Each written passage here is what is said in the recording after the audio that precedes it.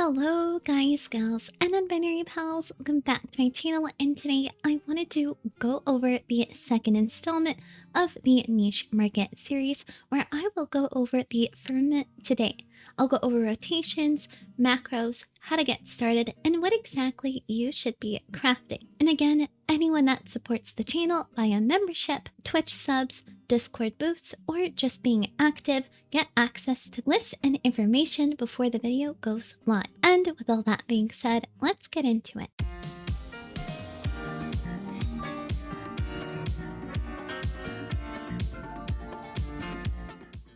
Again, all lists are of course down below or in the pinned comment. Also, everything is also in my Discord, which also has a ton of resources. If you're interested, you can go and join it below. And of course, everything is time-stamped, so you can go ahead and skip around. I also have an important announcement to make at the end of the video, so if you're interested, you can go ahead and take a look. So how do you unlock the Firmament? You do need to be at least level 60, have the main story quest, finished Litany of Peace. From there, you can go to the Firmament itself and pick up the quest towards the Firmament from the NPC friend cell. From there, just follow the quest line and you'll go ahead and unlock the Firmament itself. But as a warning, this will mainly be going over the grade 4 crafts, meaning it is an endgame craft, meaning you probably should at least have a level 90 crafter. That is where the big money is, but the Firmament itself is pretty good for leveling since a lot of the crafts offer a ton of XP and it's extremely streamlined without you having to jump city to city or worry about things like leaf allowances and so on and so forth. I also will be skipping the diadem since this will have its own separate video, but know that the materials required for these crafts often come from the diadem itself. But of course, we'll go over that at a later date, but now let's get into crafting. Now, let's say you're max level, what melds do you exactly need? So the rotations that we'll be using is from Momo.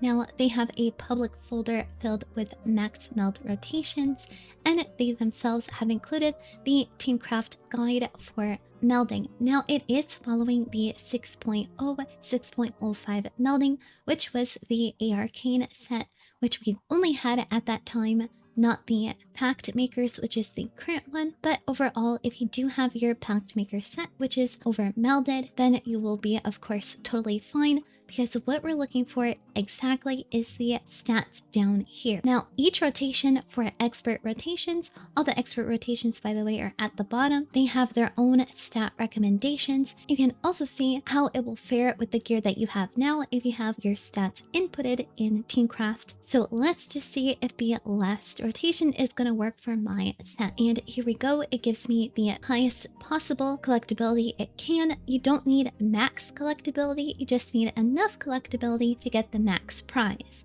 And it is only using a high quality Sai Vonu, but the thing to keep an eye out for is that it requires being a specialist. But we'll go over that in just a bit. So again, what meld stats do you need? I will link down below the meld stats from the Teamcraft website, which you can go ahead and follow. But overall, just take a look at the stat recommendation and you'll be totally fine. These are my current stats on my Culinarian, and that's what I've been crafting the grade 4 crafts so far, and it's been working pretty good. And of course, once again, all the Momo rotations are listed down below. But what if you're actually interested on crafting these yourself? I know a lot of people say that expert crafting is pretty fun because you have a lot of variables that are not present in normal crafting. But personally, I only use macros. I just started Firmament crafting around 2 weeks ago just to see is it actually worth it. So I myself haven't been doing it this way, but if you are interested, there is a expert crafting guide that hasn't been updated for a while,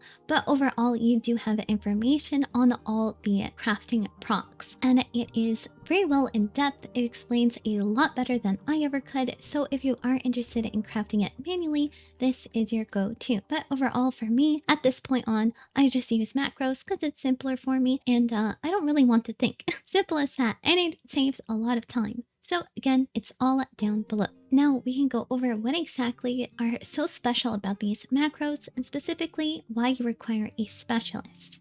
What you require are crafter delineations, which allow you to execute this specialist action. If I recall, these are brand new actions that came along with 6.0, but I can show you exactly where you can unlock becoming a specialist, how you can switch your specializations, and where to get these delineations. You can buy crafter delineations from the Script exchange with white script. It is 15 per one, so you can get quite a lot with max 2000 scripts. Also, if you need extra Soul of the Crafters, you can get them for 480, also for right scripts. Now, how do you unlock being a specialist? You do have to hit level 55 in any crafter class, and from there you can go over to Mordona and pick up the quest Beloved of the Builder. You also do have to have the level 50 main story quest, the Better Half, finished. From there you will get 3 Soul of the Crafters, which means you can also have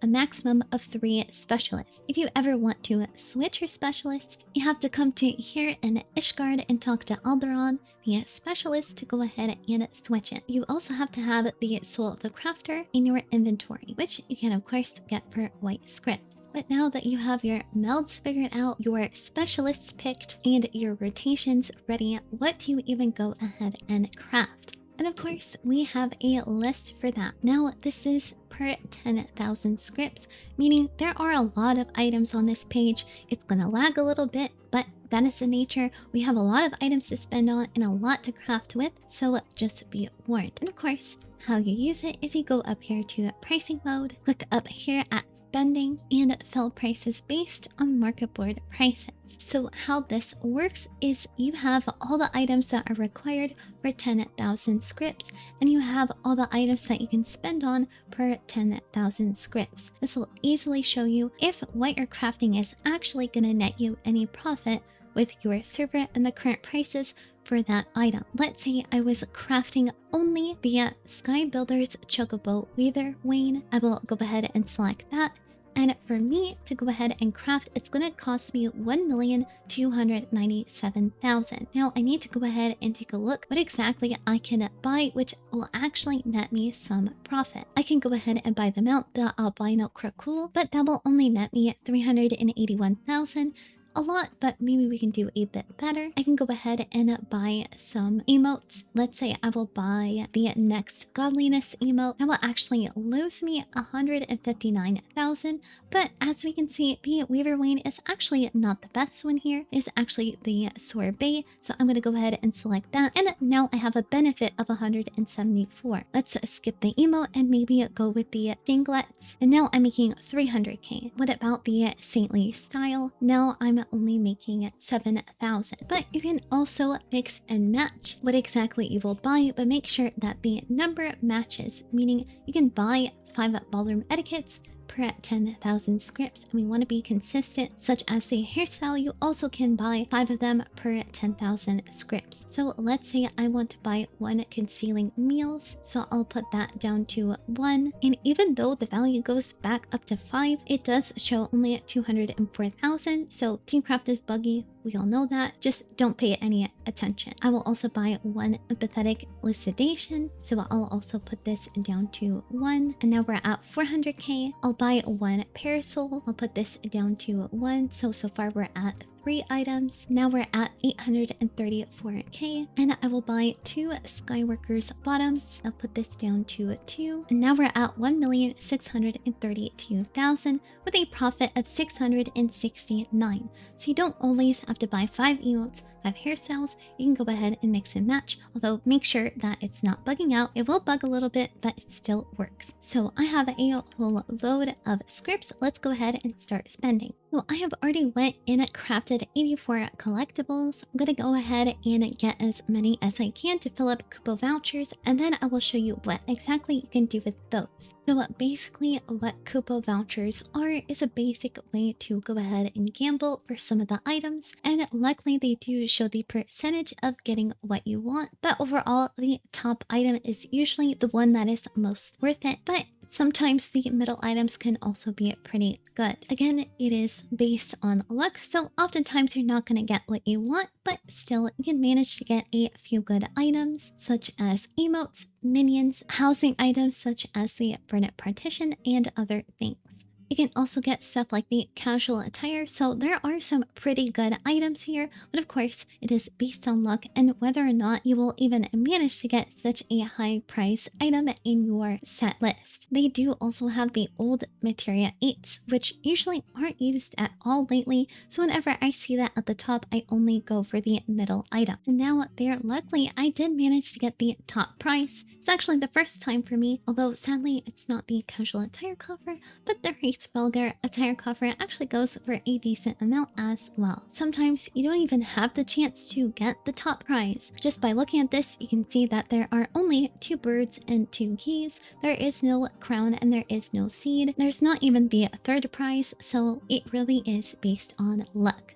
Also, keep in mind that the collectibles itself cost a lot to go ahead and craft. And since we rely on the diadem, it is especially important to keep an eye when stuff goes and dips in price. You want to buy in the dips and usually craft and not bother buying when stuff is exceptionally expensive. Now, when this video releases, I assume it will go up in price. It might not reflect the same amount on my market board and your market board. Just keep this video in your backlog, come back to it in a week or a month or so and see, well, people have forgotten it. Now the prices have once again dropped, so maybe I will go ahead and try this again. Also, keep in mind that in fact we rely on people gathering in the diadem. This is also a great way to make a ton of gil, and if you have your gatherers, you can go ahead in the diadem and save yourself a ton of gil by just gathering the items yourself. Gathering in the diadem also allows you to go ahead and get Skybuilder scripts, so it's also a great way to go ahead and make a ton of gil that way as well. So guys, thank you so much for watching this video, and hopefully this niche market can be explored a little bit more. I feel like a lot of people know about the firmament but don't really bother with it because it is a quite big expense to get started with the price per craft, but it is ultimately worth it when there's so much profit to be made. Also, again, with the announcement, well, I'm announcing that I need help. People keep complaining about the audio and I don't know what to do. So if you know anything about audio, just DM me on Discord. I need help. Like, I'm just saying, somebody says I'm too squeaky. Somebody says the audio is too low. I don't know what to do, y'all. So, again, that is my big announcement. But of course, thank you to everyone that supports me on Twitch, Discord, and YouTube. You all keep the channel going. Like, comment, and subscribe if you want to. And I will hopefully see you in my next video. Thank you so much, and bye-bye.